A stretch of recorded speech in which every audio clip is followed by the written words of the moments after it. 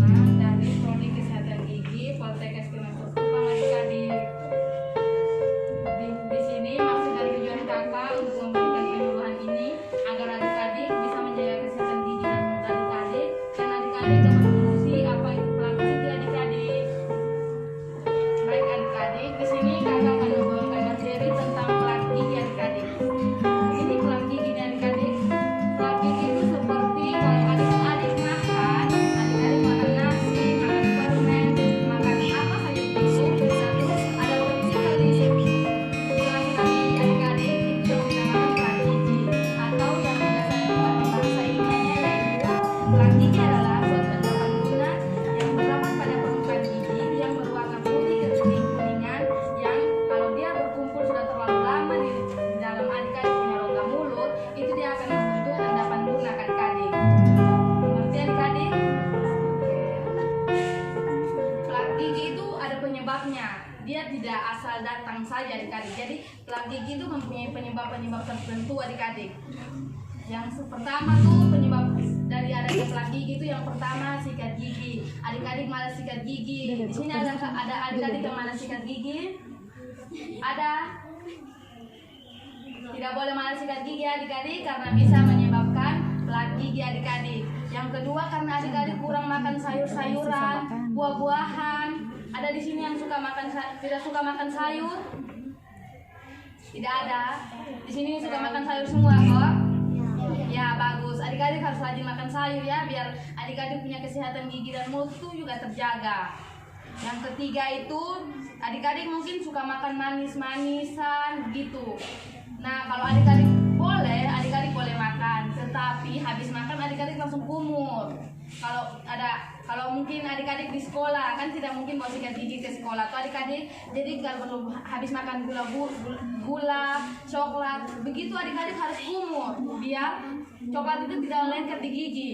Dan tapi adik-adik ingat, pulang harus sikat gigi biar coklat yang tadi melekat di gigi itu tidak bertahan lama. Ya adik-adik? Ya. Yang ketiga itu proses terjadinya plak gigi adik-adik. Proses terjadinya plak gigi itu berawal dari tadi kakak bilang tuh sisa-sisa makanan yang melekat di gigi itu adik-adik. Nah itu kalau lama-kelamaan dia akan bercampur dengan bakteri yang ada di dalam rongga mulut adik-adik. Nah itu kalau lama-kelamaan adik-adik tidak bersihkan, itulah yang menjadi plak gigi adik-adik. Paham adik-adik? Kalau tidak paham pada saat kakak penjelasan nanti langsung kasih tanya saja ya. Yang berikut tuh akibat lanjut dari plak gigi adik-adik. Akibat lanjut tuh maksudnya begini. Kalau adik-adik tidak bersihkan gigi dan sudah ada plak gigi, itu nanti kayak ada penyakit tambahan begitu tuh adik-adik. Nah, yaitu kayak seperti bau mulut. Nah, otomatis adik dengan adiknya teman ini kalau saling berbicara kan adik-adik kayak nanti adik bukan ih lu bau mulut teh, besok suka dengan lu. Nah, itu kan adik kesan ada teman toh.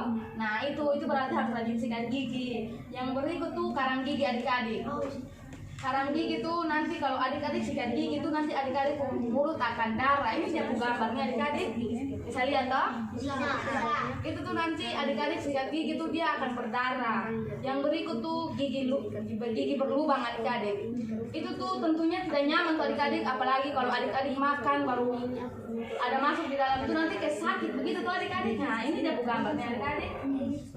Ngeri tuh adik-adik. Ya, jadi kakak sarankan tuh adik-adik harus rajin sikat gigi. Nah, dari itu semua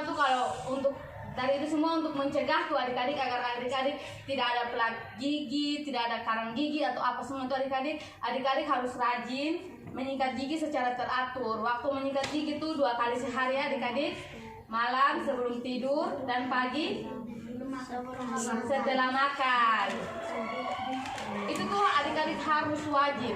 Nah, yang kedua tuh adik-adik harus makan makanan yang berair dan berserat seperti sayur-sayuran dan buah-buahan. Ya. Yang ketiga tuh adik-adik harus kurangi makan makanan yang lengket dan permen. Ya. Yang berikut tuh adik-adik harus rutin kontrol ke dokter gigi minimal 3 bulan sekali. Di sini ada yang pernah pergi ke dokter gigi atau klinik gigi pernah? Tidak pernah kok adik-adik? Nanti kasih tahu mama ya, kalau bilang ada gigi sakit atau apa, bilang mama katong pergi ke dokter gigi kok, atau katong pergi ke puskesmas kok. Gitu adik-adik. Adik-adik lebih baik tuh mencegah sebelum kita sakit. Atau adik-adik mau sakit dulu baru katong pergi ke rumah sakit. Soalnya mau toh. Jadi harus mencegah lebih baik daripada mengobati. Karena katong mulut tuh kalau bersih adik-adik, otomatis penyakit itu soalnya akan masuk. Karena dalam kantong rongga mulut nih yang terutama tuh mulut, karena semua yang masuk ke dalam kantong rongga tuh dalam tubuh tuh dari mulut, makanan masuk lewat mulut. Iya. Apakah di sini adik-adik ada yang mau bertanya? Kakak mungkin tadi penjelasan lebih cepat, adik-adik mau bertanya. Kakak beta sudah mengerti di sini. Tanya nanti kakak kasih tahu. Bisa jawab. Ya. Kenapa kita tidak boleh makan makanan yang manis-manis? Iya adik, tidak boleh. Boleh adik, tadi kan kakak bilang boleh, tapi jangan terlalu berlebihan. Atau kalau sudah makan, dan terlalu banyak, harus cepat sikat ini, kumur-kumur dengan air supaya dia tidak melekat di gigi. Begitu adik-adik. Karena kalau kita tidak boleh makan, kita tidak makan manis-manisan itu nanti kalau gula yang ada di dalam kita tubuh nih kalau berkurang itu juga tidak baik adik-adik.